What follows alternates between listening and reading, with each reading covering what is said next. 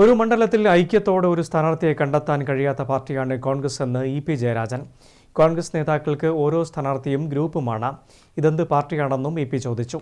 കണ്ണൂരിൽ LDF convention ഉദ്ഘാടനം ചെയ്യുകയായിരുന്നു അദ്ദേഹം.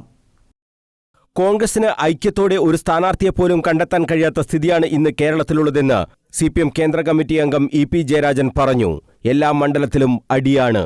ഗ്രൂപ്പുകളായി കോൺഗ്രസ് ശിഥിലമായിക്കൊണ്ടിരിക്കുകയാണെന്നും ഇ.പി. ജയരാജൻ പറഞ്ഞു. കോൺഗ്രസിന്റെ നേതാക്കൾക്ക് ഓരോ ആളുകൾക്കും ഓരോ സ്ഥാനാർത്ഥിയും ഗ്രൂപ്പുമാണ്. ഒരാൾക്ക് ഒരു സ്ഥാനം പോലെ.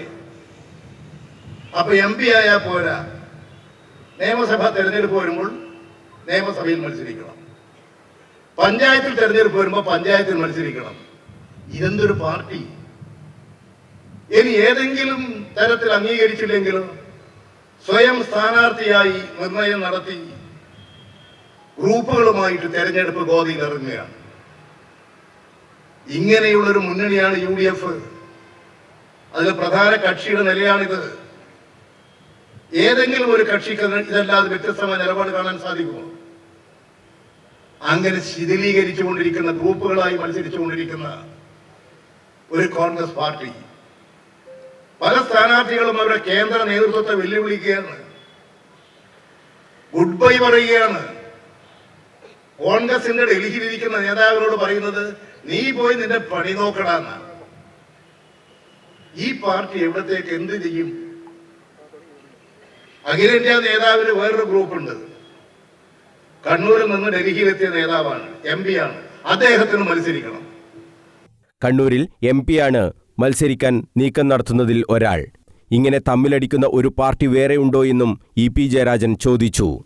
കണ്ണൂർ മണ്ഡലത്തിലെ വികസന തുടർച്ചയ്ക്ക് കടന്നപ്പള്ളി രാമചന്ദ്രന്റെ വിജയം അനിവാര്യമാണെന്നും ഇ.പി. ജയരാജൻ പറഞ്ഞു. LDF കണ്ണൂർ മണ്ഡലം കൺവെൻഷൻ ഉദ്ഘാടനം ചെയ്യുകയായിരുന്നു ഇ.പി. ജയരാജൻ. 10 വർഷമായി വികസന വസന്തത്തിലേക്ക് കണ്ണൂരിനെ നയിക്കാൻ കടന്നപ്പള്ളിക്ക് കഴിഞ്ഞിട്ടുണ്ട്. 10 വർഷം മുമ്പത്തെ കണ്ണൂരല്ല ഇന്ന്. എല്ലാ മേഖലകളിലും മാറ്റമുണ്ടായി.